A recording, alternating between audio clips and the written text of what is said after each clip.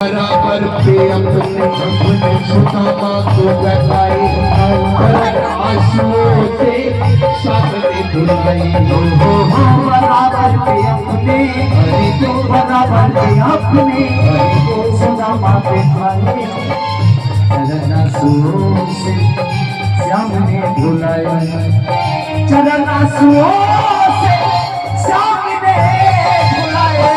আর শেষ সময় কি বলেছিল কৃষ্ণ ভগবান, আজকের পর আর সুদামার কষ্ট নাই, সুদামার দুঃখ নাই, সুদামার কষ্ট এতদিন পর্যন্ত ছিল, আজকে সুদামা তো সাক্ষাৎ ভগবান পেয়ে গেছে।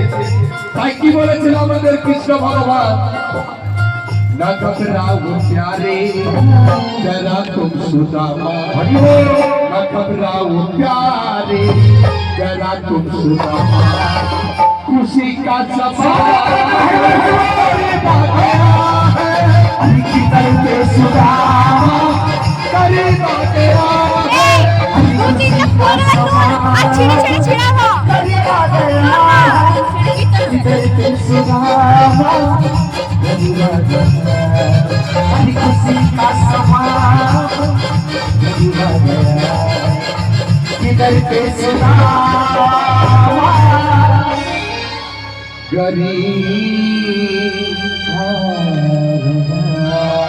যদি ভালো লেগে একটা জোরদার হাততালি হোক সুদামা।